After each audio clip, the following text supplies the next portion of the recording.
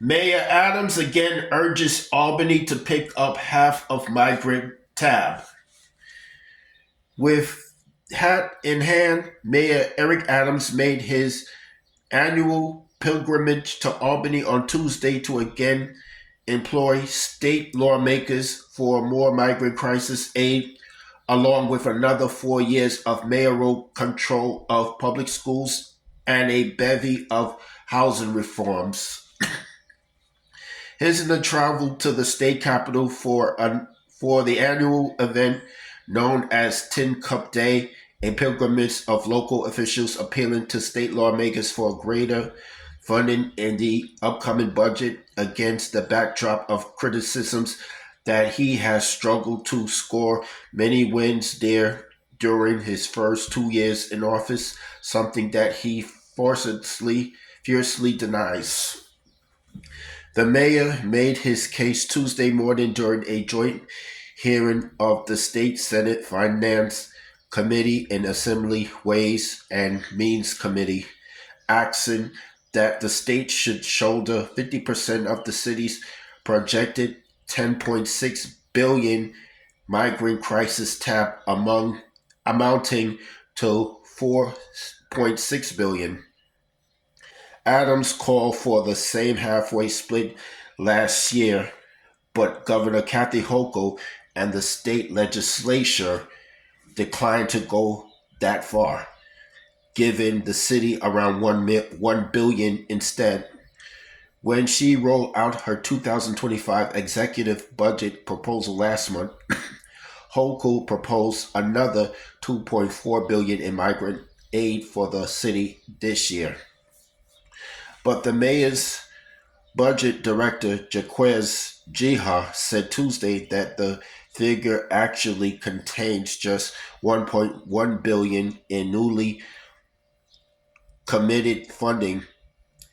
In addition, Jiha argued the state money is far from enough to cover the expense because it is based on an assumed three-way cost split between the city, state, and federal government, with the expectation that Washington will not come through with substantially more support anytime soon. Adams called for the state to step up its allocation. New Yorkers are already carrying most of the asylum seekers' costs, Adams said.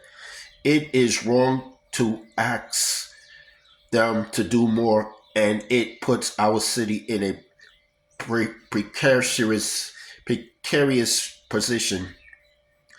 The 1.3 billion portion of the 2.4 billion that Hoke already committed is going towards paying for large-scale migrant tent shelters known as Humanitarian Emergency Response and Relief Centers, HERRCs, at the Creedmoor Psychiatric Center in Queens, Randall's Island, and Brooklyn's Floyd Bennett Field, Adams said.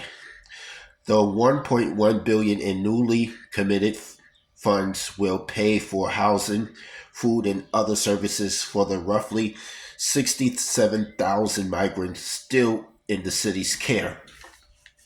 When asked by Manhattan State Senator Brad Holman Sigel if he would commit to restoring the deep budget cuts made in November and last month once receiving the new state funds, Adams said that the 2.4 billion Hochul plans to give the city would not be enough. He enacted the cuts to balance the budget in the face of more mounting costs, partially driven by migrants' influx. This is a moving crisis that we don't see an end to, the mayor said, while pointing to some restorations he made last month to service cuts at the NYPD, city public libraries, and education department.